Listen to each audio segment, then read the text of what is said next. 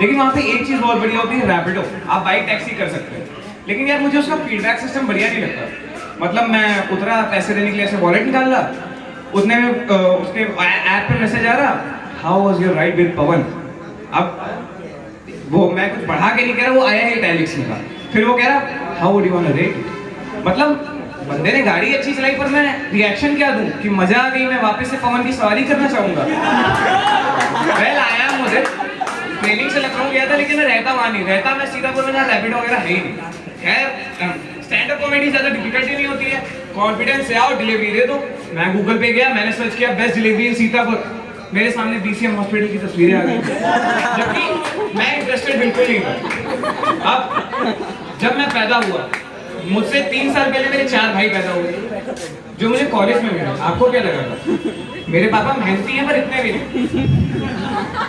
मेरे दोस्तों ने मुझे सिखाया कि मेल फ्रेंडशिप्स क्या होती हैं, कैसे बदतमीजी में मजा आ जाता है और ये बकैती वगैरह सब करके आपके दिन कट जाते हैं। लेकिन मेल फ्रेंडशिप्स और फीमेल फ्रेंडशिप्स में बड़ा अंतर होता है। लड़कियां अपनी दोस्तों को याद करती हैं, लड़के एक दूसरे की माँ को याद करते हैं। लड़कियां कहती हैं कि तुमने मुझसे लड़ाई कर लिया, मैं तुमसे बात नहीं करूंगी।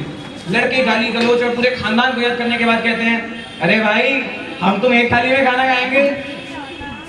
लेकिन एक चीजों में लड़के बहुत सपोर्टिव होते हैं, उन्हें पता चले आपकी बात किसी लड़की से चल रही है, उसकी पोस्ट के नीचे जाके कमेंट करते हैं भाभी जी क्यूट स्माइल। लड़की ने फोटो में मास्क लगा रखा है लेकिन पपी कमेंट कर रहे हैं। अब अंतर सिर्फ इस बात का होता है कि अगर लड़की ने कोई गंदी से गंदी फोटो पोस्ट रख रखी है और उसके दोस्त जाके कमेंट करते हैं कि वंडरफुल ब्यूटीफुल गॉर्जियस, वहीं अगर मैं अपनी बेस्ट से बेस्ट फोटो डालूं, मेरे दोस्त जाके नीचे कमेंट करते हैं चूतिया लग रहा है। अब मैं उनको कैसे समझाऊं कि भाई ये फैशन है और तुम ये क्या कर रहे हो, ये दोस्ती नहीं है। खैर जब मैं लखनऊ गया ना, तो लखनऊ में क्या था कि लड़के बजट बहुत कम करते हैं, मतलब कंजूसी करते, तो 50-100 दे देंगे, तुमको उधारी करनी है वो दे देंगे, लेकिन 10-20 नहीं खर्चा करेंगे। अब मैं गया, मैंने अमान से कहा यार भाई चाय पिला दे, कह रहा है कि यार पैसा नहीं है। मैं लौट रहा तो मैंने देखा वो अलबेक में बैठा, मैं उसे कह रहा ओए अमान ये अलबेक के बाहर थू क्या कर रहा है? कह रहा है कुछ नहीं यार बर्गर खराब था। मैंने कहा बर्गर कितने का? कह रहा है 60 रुपए। 60 रुपए बर्गर खाने के लिए तेरे पास पैसे हैं, पर दोस्त को भूखमरी से मचाने के लिए तेरे पास पैसे नहीं है। 2 बर्गर के पैसे में तो 2 जिंदगी बचा सकता है, एक अपनी और एक दूसरे दोस्त की। सोच और समझ, ये चीजें मैंने अक्षर लिया से सीखी। खैर लड़के एक चीज पे पैसा खर्चा करें ना करें, एक चीज पे पैसा वो जरूर करते हैं, उन्हें कोई बंदिश नहीं होती अपनी अपनी बंदियों। मैं दोस्त के गया, मैं अमान के पास गया, दोस्त के पास, मैंने कहा कि भाई तू भाभी पे इतना खर्चा करता है, थोड़ा पैसा अपने ऊपर भी खर्च कर ले, कपड़े अपने खरीद ले अच्छे से। कह रहा है यार 2000 की एक शर्ट देखी थी। मैंने कहा फिर क्या हुआ? कह रहा है शर्ट देखी, शर्ट खरीदने गया तो पैंट फट गई, पैंट खरीदने गया शर्ट फट गई, दोनों खरीदने गया गांड फट गई। अब मैंने बहुत पैसे बचाए, मैंने बहुत कंजूसी करी, लेकिन अब मेरे को खर्चा करने के लिए कोई बंदी नहीं थी। हाँ एक लड़की पसंद आई, लेकिन उसे टेलर स्विफ्ट पसंद। अब मैं सोचा टेलर स्विफ्ट के गाने सुन के उसको इंप्रेस कर दूंगा, लेकिन यार टेलर स्विफ्ट के सारे गाने ही ब्रेकअप पे थे। फिर मैंने क्या किया, मैं गया यूट्यूब पे, क्योंकि मुझे पता है अगर मैं फिजिकली किसी के पास जाके उससे बात करूंगा तो लड़की कहेगी देखो तुम नंबर मांगोगे, नंबर मैं दूंगी नहीं, चाहे बुरा लगे चाहे भला लगे। मैं यूट्यूब पे गया, मैंने सर्च किया लड़की कैसे पटाए। टॉप वीडियो आया सिर्फ एक नींबू बाथरूम में काट दोगे लड़की तुम्हारे प्यार में गिर जाएगी। मैं नींबू लेके दौड़ा बाथरूम में गया। अगले दिन कोई लड़की तो नहीं गिरी, हाँ एक लड़की जरूर गिरी, वो भी उस नींबू पे फिसल के, मेरी बहन। खैर फिर मेरे पास दूसरा वीडियो आया, मैंने उस वीडियो को देखा, उसमें लिखा था असली मर्द होगे तो इस वीडियो पे क्लिक करोगे। वीडियो शुरू हुआ, वीडियो में लिख के आ रहा माँ की कसम पूरा वीडियो देखना। वीडियो में सिर्फ अंधेरा था, फिर भी मैंने पूरा वीडियो 17 मिनट 25 सेकंड का देखा, क्योंकि मुझे मेरी माँ से बहुत प्यार। फिर मैं कमेंट सेक्शन में गया, मैंने कमेंट में गाली देने के लिए कमेंट खोला, कमेंट में टॉप कमेंट लिखा पापा कसम गाली मत देना। खैर अब मेरे पापा और मेरे दोस्तों में बिल्कुल नहीं बनती, क्योंकि मेरे पापा मुझे कहीं भेजना नहीं चाहते, मेरे दोस्त मुझे लिए बिना कहीं जाते नहीं। पापा और दोस्तों की दोस्ती कराने के लिए मैं पापा को लखनऊ लेके गया कि पापा देखो घर देखने जाना है, 5 दोस्त साथ में रहेंगे, सब फाइनल हो गया, आपकी बस मंजूरी चाहिए। असल में हम लोगों को गाड़ी चाहिए थी, लेकिन पापा से ऐसा कहना पड़ता। पापा को लेके गया मैं, वहां कहा कि पापा आपको बस घर फाइनल करना है।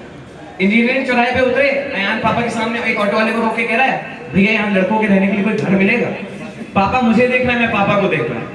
खैर क्योंकि मेरे पापा भी कभी शरीफ नहीं रहे, उन्हें पता है लड़के कर क्या सकते हैं। मैंने पापा से कहा कि पापा आप अपने लिए दोस्त क्यों नहीं बनाते हो? पापा मुझसे कह रहे हैं, पापा ने मुझे एक किस्सा सुनाया। बेसिकली ये था कि पापा का एक दोस्त लड़कीबाज था। एक दिन पापा उसके साथ गए, लड़की के भाई ने पापा को पकड़ लिया। पापा हंस के कह रहे हैं कि मैं नहीं, मेरा दोस्त लड़की के पीछे आया था, और वो बहुत मारा गया। लेकिन उनका दोस्त पिटने के बाद भी पापा से कह रहा कि अब पिटवा तो दिया है तुमने, बस मोहल्ले में मत बताना। खैर, लखनऊ में जो जो चीज मैंने 2 महीने में करी है उस पर पूरी मूवी बन जाती है।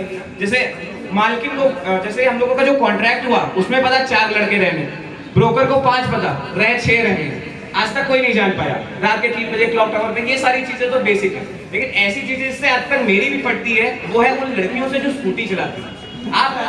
आप इमेजिन करो, लड़की स्कूटी चला रही है, उसके आगे 3 ऑप्शन है। एक खंबा है, एक बुजुर्ग अंकल है जो 55-60 साल के, और एक आपकी मेरी तरह 19-20-25 साल का लड़का जा रहा है।